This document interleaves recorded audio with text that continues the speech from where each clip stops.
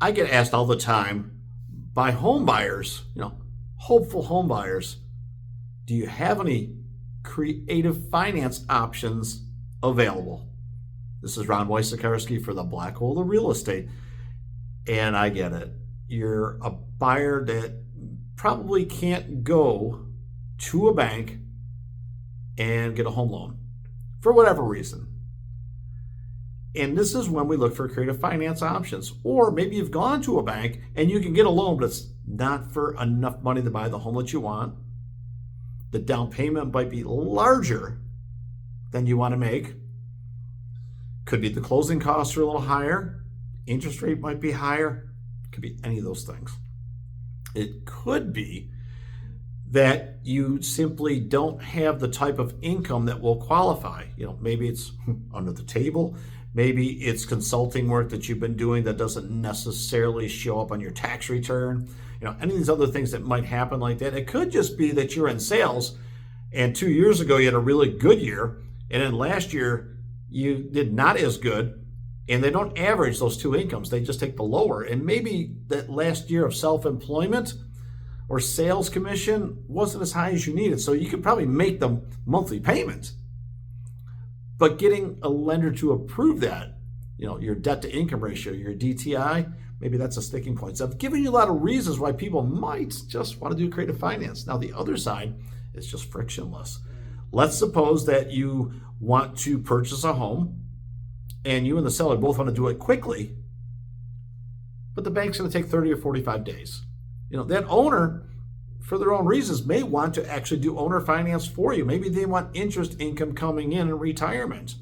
Maybe they're willing to sell you a home for a certain amount of money down and then put a loan note together so that you could pay them and they could be the bank, and then you can make this. Maybe you can avoid a credit check. I think that they would still want to check your credit, but maybe a little bit different type of credit check, or maybe you could supply a credit report to them. But maybe you could put 5 or 10% down. I'm guessing for owner finance is probably closer to 20% down. But it is a way to get it done. And if the buyer can qualify with that, and they've got the down payment, but maybe not the income to qualify for the loan, it's a really good way for them to do it. And they can eventually refinance it somewhere down the road.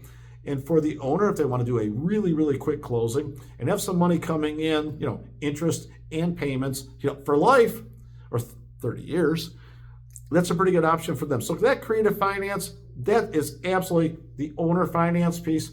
That it's highly sought after. Not many deals go that way.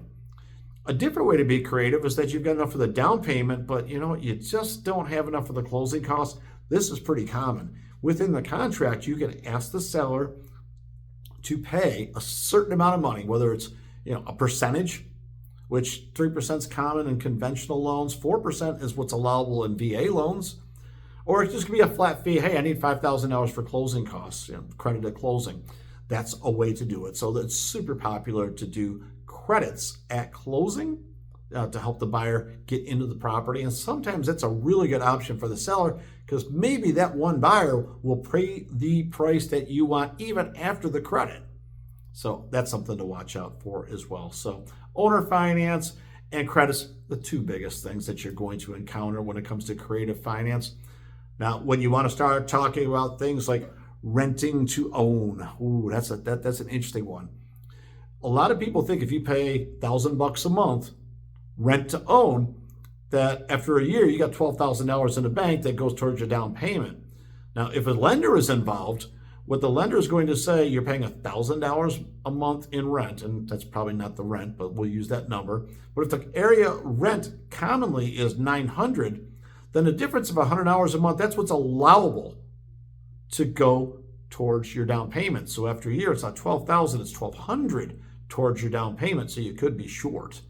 Now, if that was what you wrote up there and you have a year to exercise that option and you don't have enough of a down payment to do it, you are not necessarily going to get that extra $1,200 back that you paid above market rent. You just paid above market rent for the option to be able to use that money towards your down payment. So I hope you saw what that is. It's just the amount of money, at least in the lending space, that's above and beyond what's normal rent. So if you think about it, you could take that $100 and give it to the landlord, or you could just put the $100 and your bank account is really the same thing. And I hope that makes sense to you. So I wanted to make sure that's out there. Now, if you're just doing a private note with a private owner and maybe there's no agents involved and maybe they're going to hold the whole note for you, if they tell you, hey, look at, pay me $1,000 worth of rent, I'll put the whole $12,000 towards the purchase price and we'll close it up in a year. And if you can't do it, I'll owner finance it at a certain percent. Chances are you might be paying $12,000 above market price to get that, but you still get the house.